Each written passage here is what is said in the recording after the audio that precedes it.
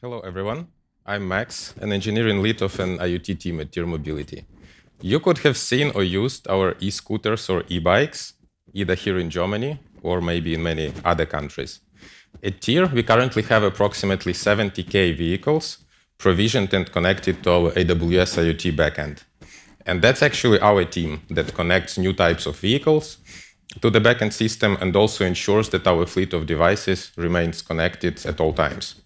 Today, we'll discuss AWS IoT device provisioning flow and some key considerations to take into account while designing it. The insights that I'll be sharing are drawn from the practical challenges that we have encountered while implementing and maintaining this connection. So how is the talk going to be structured? First, we'll start with an introduction to device provisioning to provide a clear understanding what it actually is. Then we'll take a look at the 5 major considerations to take into account. And finally, we'll conclude with a summary highlighting the most crucial points. So, about AWS IoT device provisioning. What is that? That is a process of configuring devices with unique identities, registering them with AWS IoT, and granting them necessary permissions for secure connectivity. When discussing fleet provisioning, there are 2 primary methods, with some variations, of course. It's provisioning by claim or provisioning by a trusted user. The main distinction between provisioning by claim and by trusted user is that the latter involves a trusted intermediary, like, for example, a web or a mobile app, that obtains a bootstrap certificate from AWS IoT Core, then passes it to the device, and subsequently, it follows the same steps we'll discuss in the provisioning by claim flow. Provisioning by claim flow doesn't require any human interaction, so it's suitable for provisioning something like a fleet of micromobility devices. In a nutshell, during this provisioning, we use a bootstrap certificate to get a device certificate. A bootstrap certificate is one that all of the newly manufactured devices will share. It's the same for the whole fleet. Its only purpose is to initiate the provisioning flow in order to get the device certificate, which is the unique for each device, and is the certificate that is actually used by each device in order to publish messages to the server. So let's discuss this flow step by step.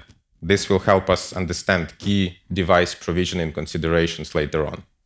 So in the step number 1, the device connects to AWS IoT Core over secure connection using a bootstrap certificate that has highly restrictive policies attached to it. These policies would provide access only to the AWS IoT reserved MQTT topics. In the step number 2, Fleet Provisioning Service responds with the official certificate, private key payload, along with the proof of ownership token to securely separate this transaction. In step number 3, device gets all of this data, adds the template name to the mix, also some of the device attributes like a serial number, and sends it over to the IoT Core. And then provisioning transaction starts, which includes custom provisioning validation in a Lambda, activation of the certificate, creation of some AWS IoT things and groups, and assigning the production policy to the device certificate. And then in the last step, the device actually receives its device certificate that is ready to use. If CSR is used, which is a certificate sign-in request, there would be a couple of modifications to this flow. CSR would be presented along the bootstrap certificate, and the device certificate would be returned in step number 2 already. Request and response reserved MQTT topics would also be slightly different. With CSR, we'll have to request create from CSR reserved MQTT topics, and we'll receive success and error messages to the corresponding accepted, rejected MQTT topics. Without CSR, we'd have to do the same, but use create, request, response MQTT topics. If your device is capable of generating a key pair using secure hardware-based solutions, then use CSR approach, because it's just more secure. This way, you already have the private key on your device, so the server will just have to do the sign-in part. Without CSR, the server would also generate and send a private key to the requesting device. Now, as we have talked about the device provisioning flow itself, let's discuss key considerations. The very first one you would have to take into account is the one about bootstrap certificate policies. That's actually a natural first candidate, and it's an important consideration to take into account, since it will influence how secure your provisioning setup is going to be. Make sure that you make your bootstrap certificate policies very restrictive. As you remember from the previous slides, this certificate is shared between all of the manufactured devices. Its only purpose is to execute a device provisioning flow. That's why the only permissions that it should have are the ones that allow it to connect to our AWS IoT backend and publish, subscribe to the AWS reserved MQTT topics responsible for device provisioning. You can either keep the bootstrap certificate on the device or delete it right after the device certificate is generated. If you decide to keep it, so you could later use it to rotate the device certificate, consider validating device attributes during the provisioning flow. This will make sure that there is a lower chance that in case of exposure, your bootstrap certificate will be misused. If you decide to remove the bootstrap certificate altogether, consider taking into account device certificate rotation flow. In this case, you would have to generate certificate and public-private key pair on the server side, activate them there, attach them to your AWS IoT thing, and only then send them over to your IoT so it could start using it. The next important consideration that we'll take a look at is the one about device certificate policies. Again, after the bootstrap certificate policies, that's the next biggest consideration to take into account. Make sure that your device certificate policies are restrictive. It shouldn't be possible to use your device certificate to provision another device certificate, meaning that it shouldn't be possible to use your device certificate as a bootstrap certificate. Use it only to publish and receive messages from your own MQTT API topics. This way, you would have a clean separation between the device provisioning flow, which is a bootstrap certificate use case, and the normal flow of the messages from and to a device, which is a device certificate use case. Let's do a short wrap-up after this couple of very important key considerations. When solved correctly, your fleet of IoT devices wouldn't be exposed if only one IoT gets hacked. You'll probably lose it, but that's fine. It will not affect your fleet. If not solved correctly, each exposed IoT device could become a gateway that could bring damage to the whole fleet, either via bootstrap certificate or device certificate. Next, let's talk about another important thing, which is a disaster recovery. Every now and then, life happens, and something, including human error, for example, could potentially delete your AWS IoT things or your certificates. I would really suggest you to get ready for this in advance and back up your certificates. There are a couple of easy commands, and you can see the CLI equivalents of these commands on the screen, that you could use to download PEM files. Download the certificates, and back them up somewhere. At first, you can consider using S3 with S3 replication across multiple regions, for example. If you noticed, we also explicitly mentioned on the slide that generated certificate would have default certificate mode. We'll dive more into this in just a moment. Okay, so our certificate is backed up. How do we restore it? There are again a couple of commands that you can see CLI equivalents of on the screen that could be used to restore certificates. But again, what is so important about this certificate mode? AWS IoT Core generates certificates with default certificate mode since its own CA, which is a certificate authority. We can restore certificates only with the certificate mode SNI only, which has some important consequences. What is an SNI? SNI stands for server name indication. It's used during a TLS handshake to allow the client to indicate which host name it is attempting to connect to, especially in cases when a single IP address hosts multiple websites or services, which is pretty much an AWS use case. Basically, all of this means that if your MQTT client is attempting to connect to AWS IoT with SNI-only certificate, it has to specify SNI in the connect options. By default, many MQTT clients already do this, but make sure to double, triple check that. If your MQTT client doesn't do this by default and you are trying to connect to AWS IoT backend with a restored certificate, it will simply not work. It's going to fail already during a TLS handshake.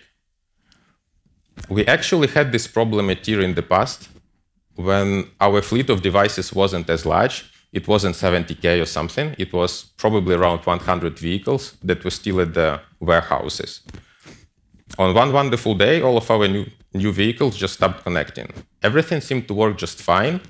SIM cards were activated. There were no issues with the SIM's network access profiles, but we still couldn't see any of the new AWS IoT things in our backend.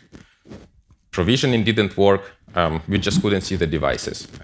Turned out that by accident, we deleted our Bootstrap certificate. So our AWS IoT didn't know about it.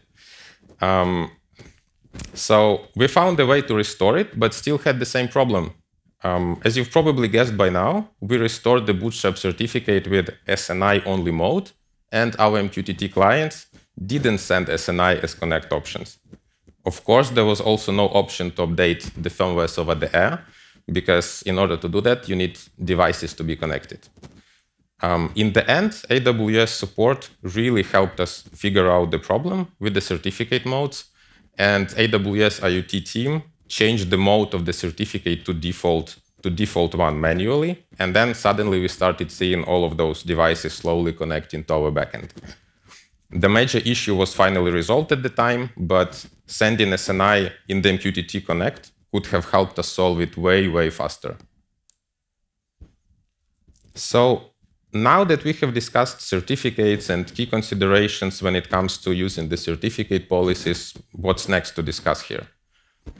Next is something that you will likely set up from the very beginning and can easily forget about for the month to follow. AWS IoT forwarding rules. What is that? That's a feature that allows you to define actions to be performed on the incoming messages and route them to other AWS services or external endpoints. On the diagram, you can see an example of getting an MQTT message into IoT core and eventually forwarding it using AWS IoT rule. Our IoT publishes to a topic tier vehicle location ID in this case. It eventually gets to the message broker, which distributes it to the rules engine, and then our IoT rule gets evaluated. We are selecting some messages and forwarding them to the IoT actions. One IoT action triggers Lambda function, another IoT action forwards the message to CloudWatch log group.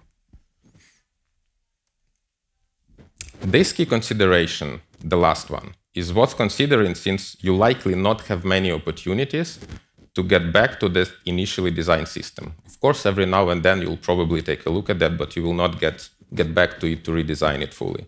So it's worth looking into the simple but effective cost optimization techniques from the very beginning so that you can set it up exactly as you want to from the very beginning, especially taking into account that it doesn't take that much time.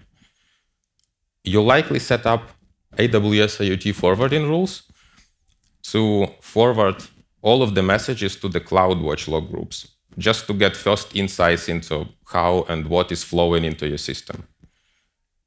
And as soon as everything is well set up, consider removing forwarding of the successful messages to your CloudWatch log group, not to incur costs for the unnecessary logs. Of course, keep forwarding error messages to the CloudWatch log groups, so you could just debug them later.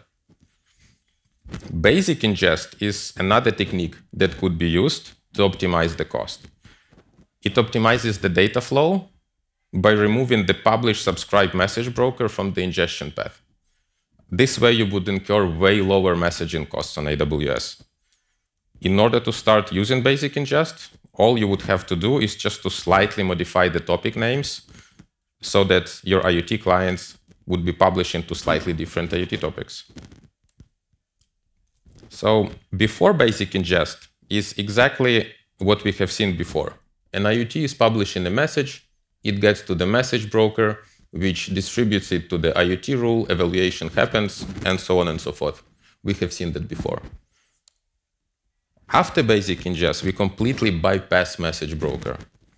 In order to do this, MQTT topic name just has to get prepended with AWS/rules/ the name of your rule, and then your normal topic where you would be publishing. This way, a huge chunk of messaging costs could be avoided. Depending on your use case, maybe all of the messaging costs would be avoided. That's, for example, if your use case is when the device is only publishing message, you're ingesting that somewhere, and that's pretty much it. You're not interacting back and forth with the device too much. A couple of important notes here. Your devices cannot subscribe to basic ingest reserved topics. So to this particular topic, none of your devices would be able to subscribe. So that means that you have to use basic ingest topics just to ingest data that would eventually get forwarded to the IoT rule anyway. If you need a publish-subscribe broker to distribute messages to multiple subscribers, you should continue using message broker to handle the message distribution. Now, before we head over to the Q&A part of our talk, let's just summarize everything that we have talked about. If there would be one thing that I would like you to get out of this talk, I hope that it would be this short list of important things to consider. Bootstrap certificate policies. Make sure that they are as restrictive as possible. Only AWS provisioning reserved topics should be allowed. Device certificate policies. Same, make them as restrictive as possible. But in this case, do not allow any AWS provisioning reserved topics. For the cost optimization, consider not forwarding all of the successful messages to the CloudWatch log groups, and consider using basic ingest. Make sure to back up your certificates. Make sure to have some logic to restore your certificates from backups, and of course test it. Plus, double, triple check that your MQTT clients are actually sending SNI in the MQTT Connect options. So here you can see some references, and that was it. Thank you. It's time for Q&A now.